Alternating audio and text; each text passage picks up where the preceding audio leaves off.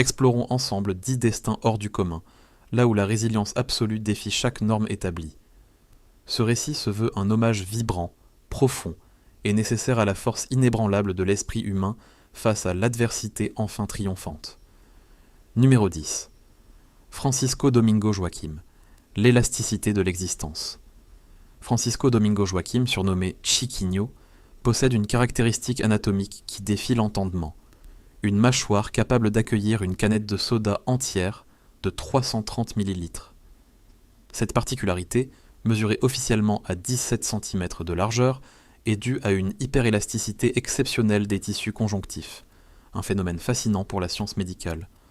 On pourrait s'arrêter à l'aspect spectaculaire, presque carnavalesque, de cette prouesse médiatisée par le Guinness World Records, mais l'argument de sa vie est bien plus profond.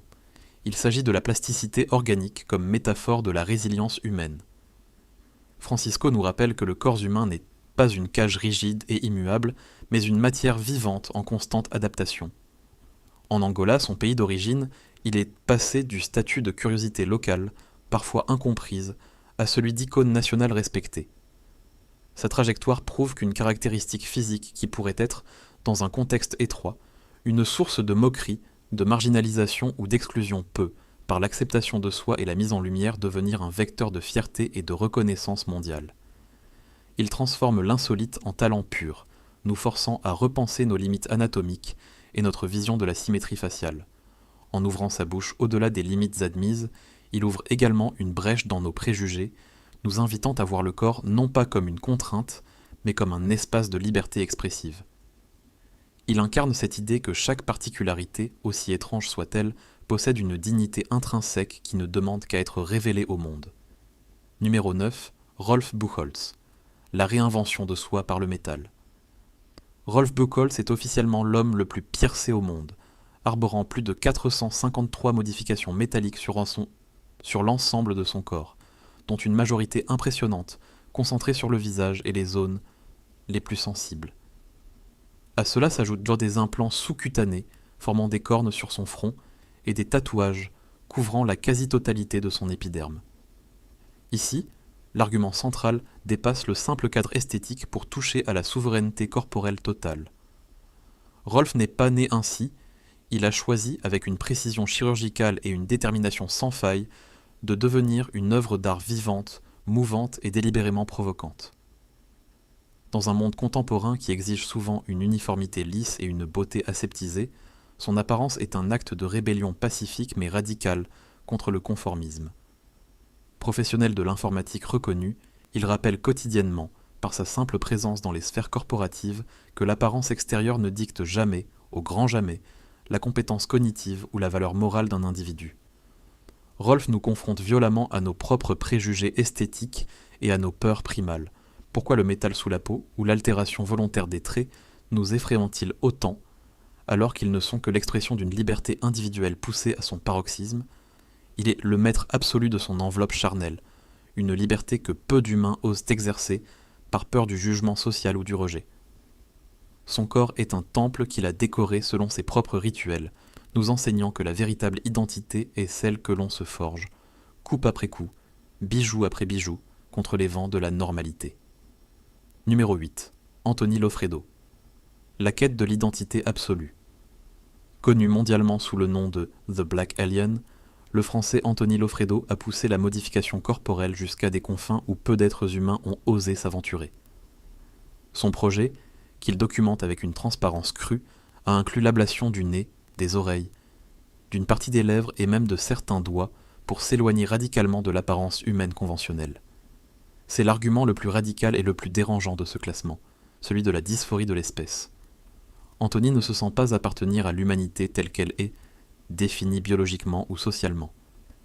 Il utilise la chirurgie non pas comme une mutilation, mais comme un outil de libération métaphysique, une sorte de sculpture de soi visant à atteindre une forme qu'il juge plus authentique. C'est une démarche profondément philosophique, bien que controversée, qui s'apparente à une déconstruction méthodique de l'image anthropocentrée. On peut être choqué, voire horrifié par ses choix, mais on ne peut qu'admirer le courage psychologique de celui qui sacrifie son confort social, sa facilité de mouvement et même son acceptation par la majorité, pour atteindre sa propre vérité intérieure, aussi sombre soit-elle à nos yeux. Il est le symbole extrême d'une humanité qui cherche, par la technologie, la douleur et la volonté, à s'affranchir de sa propre prison biologique. Son parcours pose une question fondamentale. Jusqu'où nous appartient notre corps ? Anthony y répond, en faisant de sa chair une argile malléable au service d'un rêve qui dépasse les frontières de notre compréhension habituelle, faisant de lui l'explorateur d'une nouvelle forme d'existence post-humaine. Numéro 7. Victoria Wright. Le visage de la dignité. Atteinte de chérubisme, une maladie génétique extrêmement rare provoquant une croissance osseuse massive, fibreuse et disproportionnée de la mâchoire et des os faciaux, Victoria Wright a grandi sous le poids écrasant des regards de pitié, des murmures et de l'incompréhension publique. Pourtant, son combat n'est pas médical, il est essentiellement argumentatif et social. Elle refuse catégoriquement et avec une force tranquille d'être perçue comme une victime du sort ou une erreur de la nature. Sa présence médiatique, notamment au sein d'organisations comme Changing Faces, est une leçon magistrale de psychologie et d'éthique. L'acceptation de soi est la seule chirurgie qui guérit vraiment les blessures profondes de l'âme, là où le scalpel est impuissant. Victoria Wright est une lumière qui brille pour tous ceux qui se sentent hors cadre, prouvant que l'élégance réside dans la posture morale et la clarté de l'esprit. Son visage, bien que différent des standards des magazines, irradie une paix que peu de gens normaux parviennent à atteindre, faisant d'elle une géante de la dignité humaine. Numéro 6. Sultan Kösen, le géant dans un monde de nains. Du haut de ses 2,51 m, le Turc Sultan Kösen détient le record du monde de l'homme le plus grand. Il vit dans un monde qui n'a absolument pas été conçu pour sa stature titanique. Chaque porte est un obstacle potentiel. Chaque moyen de transport est une épreuve physique épuisante. Chaque vêtement doit être fabriqué sur mesure, et chaque lit est irrémédiablement trop court. L'argument central de sa vie est celui de l'adaptation héroïque et de la persévérance tranquille face à un environnement inadapté. Malgré les douleurs chroniques intenses dues à son gigantisme hypophysaire, une tumeur de l'hypophyse qui a longtemps stimulé sa croissance, Sultan dégage une humilité et une gentillesse qui forcent le respect de tous ceux qu'il rencontre. Il ne se plaint jamais de sa taille comme d'un fardeau, bien qu'elle l'oblige souvent à se déplacer avec des béquilles pour soutenir sa structure osseuse massive. Il utilise au contraire sa notoriété pour unir les peuples, voyageant à travers le monde en tant qu'ambassadeur culturel pour prôner la paix, la tolérance et la curiosité mutuelle. Il est le rappel vivant que la stature physique, aussi imposante et intimidante soit-elle, ne protège jamais de la fragilité humaine universelle, mais qu'elle peut devenir un piédestal magnifique pour exprimer la bonté de cœur. Sa vie est un défi quotidien à la gravité et aux infrastructures humaines, mais il le relève avec un sourire qui réduit instantanément la distance entre son sommet et le reste de l'humanité. Il nous prouve que l'on peut être au-dessus de tout le monde par la taille, tout en restant au niveau de chacun par l'empathie. Numéro 5. Jyoti Amge, la puissance de l'atome humain. À l'exact opposé de Sultan Kösen, l'indienne Jyoti Amge est officiellement la plus petite femme du monde, mesurant à peine 62,8 cm. Son existence même est un argument puissant et nécessaire contre le validisme et le paternalisme ambiant qui ont tendance à infantiliser les personnes de petite taille. Bien qu'elle ait la taille d'un enfant de 2 ans en raison d'une forme rare de nanisme appelée achondroplasie, elle possède l'ambition, le talent, la répartie et la force de caractère d'une géante de la scène. Actrice accomplie, notamment remarquée mondialement pour son rôle dans la série American Horror Story, elle refuse avec une fermeté admirable qu'on la traite comme une curiosité fragile ou une poupée sans volonté. Elle prouve quotidiennement que l'influence d'un individu sur la société et sur la culture n'est absolument pas proportionnelle à sa masse physique ou à son encombrement spatial. Jyoti habite son corps avec une grâce, une mode vestimentaire colorée et une autorité naturelle qui réduisent instantanément au silence ceux qui voudraient la limiter à sa simple condition génétique.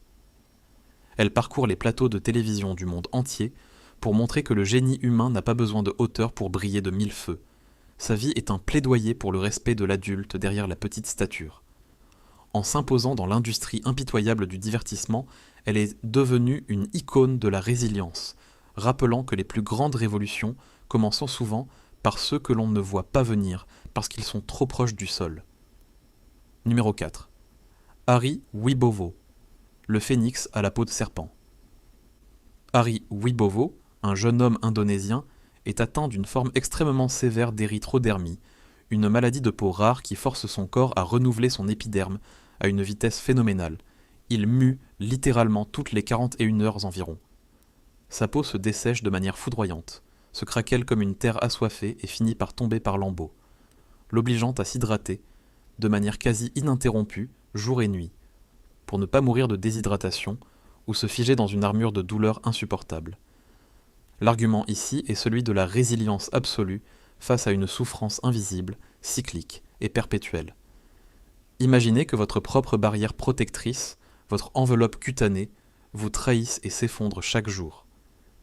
Harry vit dans un état de renouvellement perpétuel et épuisant qui demanderait à n'importe qui d'autre d'abandonner tout espoir. Sa vie est une méditation profonde et douloureuse sur la fragilité de notre existence biologique et sur l'incroyable volonté de vivre qui habite l'être humain. Il nous montre que nous sommes tous, d'une certaine manière, en train de muer, de changer et de vieillir, mais que chez lui, ce processus naturel est exacerbé en une lutte physique visible, héroïque et quotidienne. Malgré les superstitions locales qui l'ont parfois entouré, Harry continue de se battre pour une vie normale, pour l'éducation et pour la reconnaissance.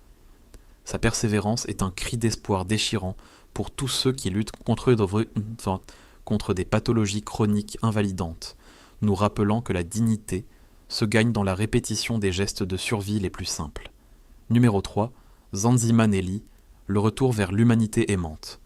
L'histoire de Zanzimanelli est l'une des plus bouleversantes de notre époque. Né avec une microcéphalie au Rwanda, il a passé une grande partie de sa jeunesse caché ou fuyant dans la forêt pour échapper aux moqueries cruelles, aux jets de pierre et aux persécutions de ceux qui, dans son village, l'appelaient avec mépris le fils du singe, en raison de ses traits et de son incapacité à parler.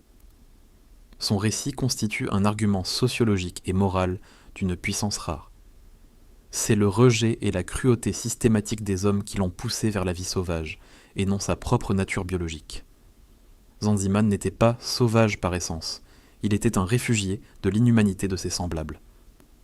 Lorsqu'un documentaire a révélé son sort au monde, une chaîne de solidarité internationale sans précédent s'est mise en place. Grâce aux dons, il a pu recevoir des soins, intégrer une école spécialisée et porter des vêtements dignes. La transformation qui a suivi fut spectaculaire. Zanziman est passé d'un être craintif, fuyant tout contact à un jeune homme intégré, souriant, aimant s'habiller avec élégance et interagissant avec joie avec sa communauté. Il est la preuve vivante que l'amour, l'inclusion réelle et le soin attentionné sont les seuls éléments capables de ramener un être humain vers la lumière de la civilisation. Il n'est plus l'enfant de la forêt, mais un symbole de rédemption sociale, rappelant à la civilisation entière que la dignité humaine ne se donne pas par charité, elle se reconnaît chez l'autre comme un miroir de notre propre humanité. Numéro 2. Ronnie et Donnie Galion, l'ultime symbiose. Ronnie et Donnie Galion, les jumeaux siamois les plus âgés de l'histoire, ont vécu 68 ans, physiquement liés l'un à l'autre par la partie inférieure du tronc, partageant un système digestif et un rectum. L'argument central de leur longue et incroyable vie est celui de la coopération absolue, de l'abnégation et de la négociation permanente. Ils n'ont jamais connu une seule seconde de solitude, une notion qui est pourtant le socle de l'identité individuelle moderne. Ils ont dû apprendre avec une patience infinie à manger, dormir, marcher, aller aux toilettes et même respirer à l'unisson parfait pour que l'un ne gêne pas l'autre.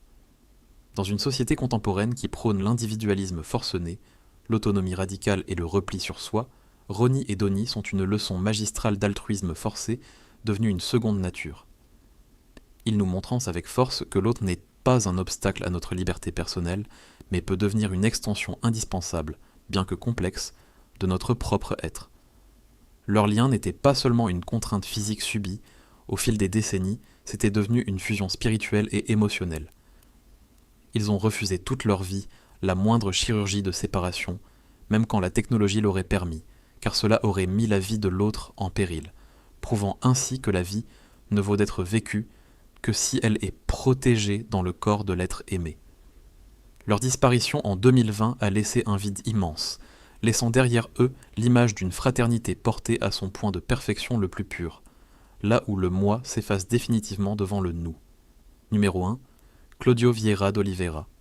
Le triomphe de la volonté sur la gravité. Claudio Vieira de Oliveira est né au Brésil avec une condition médicale qui semble défier les lois de la physique.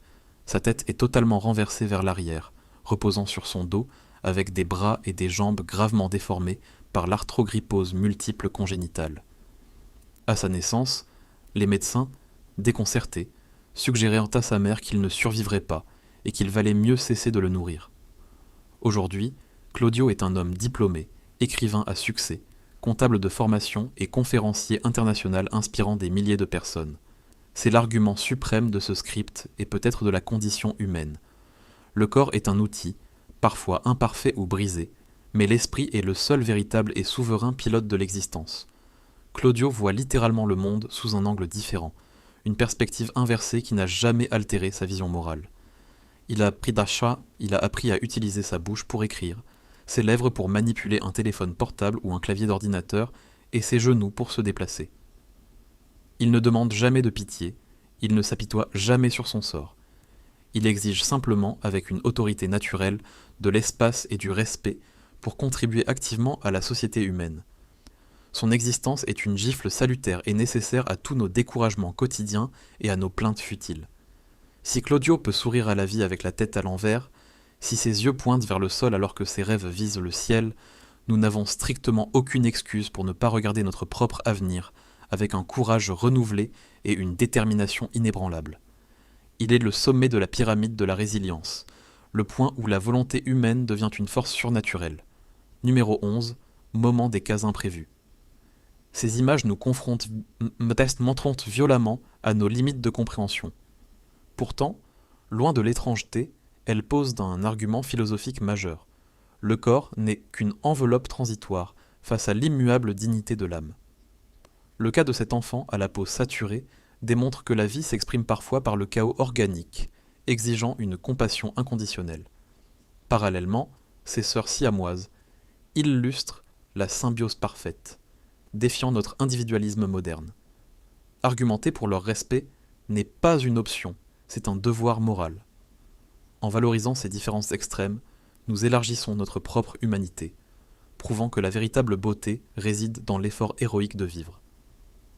Ces parcours exceptionnels bouleversent nos normes esthétiques et redéfinissent la normalité comme une simple construction sociale. Loin de la curiosité, ces individus incarnent une résilience héroïque. Ils nous rappellent que la dignité humaine réside dans la seule force de l'esprit.